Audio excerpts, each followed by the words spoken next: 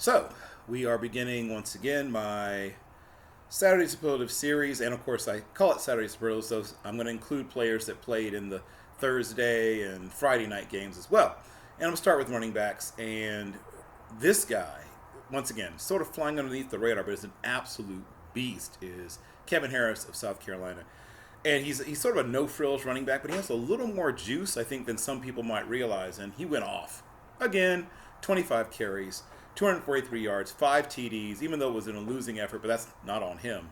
He doesn't play defense, and maybe he should. I mean, he looks like a guy who could probably, despite all the carries he gets, he always looks fresh, always has zip, always fights for that extra couple of yards. And then I'm going to talk about a guy, and I guess I'm going to sort of, as the players did, pay a brief tribute to offensive line coach John Schlarman, who I won't say he lost his fight against cancer. I'm going to say that cancer eventually realized that it was never going to defeat him, and they decided to allow him to go to his great reward. But he fought and fought and fought, and his team, his offensive line showed a lot of that.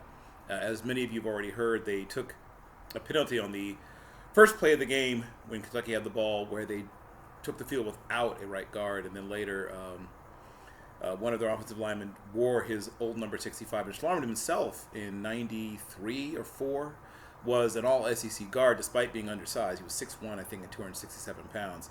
But once again, fought like the devil as a player and as a coach, and he'll be missed by all who knew him and some who didn't.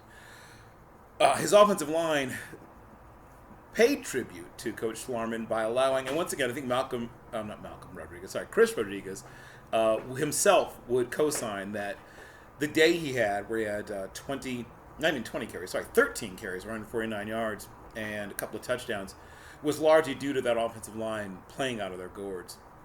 And if Kentucky's offensive line carries that with them, I mean, they're not going to win even a portion of the SEC title, but they're going to be a tough out.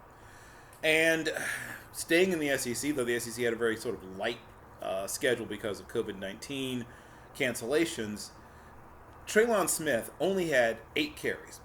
He only needed 8 carries. He went in those 8 carries for 118 yards and a touchdown.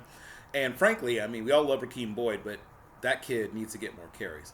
And I'm going to jump to one of the earlier games of the week, and a guy who is, once again, flying under the radar, an Alabama A&M transfer who's found his way to FAU, and that's, wrong player. Sorry, scratch that. It's a different player.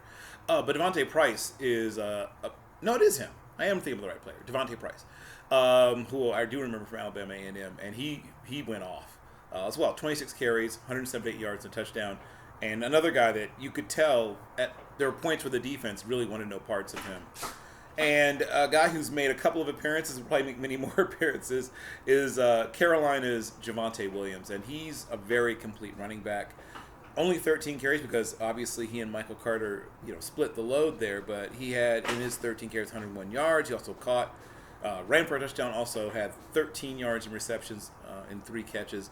And it's clear that he could handle more. But like I said, because of Michael Carter being there, he's not getting the full, all of the touches he could get, but he makes a lot out of them. And here's a guy who's sort of following, it looks like the south suburbs of Chicago, where I live, has sort of started building a tributary to Western Michigan. They've had a couple of running backs, Jarvion Franklin, and Devontae Bellamy is a very similar kind of back, but now Sean Tyler is a kid from Richmond Park, Illinois. I saw him in high school. And he's built like Devontae Bellamy, small, quick, but surprisingly powerful, and he went off, considering just the number of carries he had. He had 12 carries. 12. But there's enough to get him 100 yards, and he also had 8 catches for 47 yards, so that's 20 total touches, which is probably about right for a young man his size, but they might want to ramp that up in games they really, really need to win.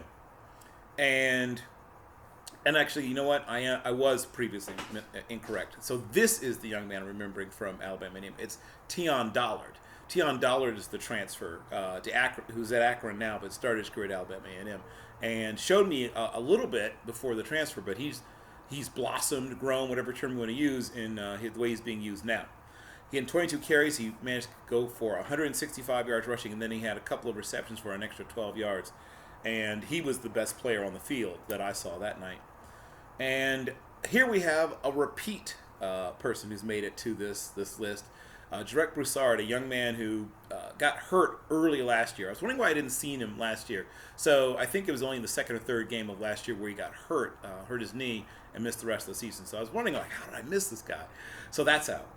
But he's been healthy this year and went crazy in the last game that they had, and maybe not quite as crazy, but still had a really great game. 27 carries, 121 yards.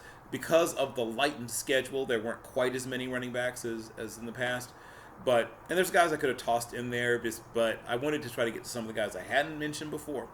And now I'm going to move on to the quarterbacks next.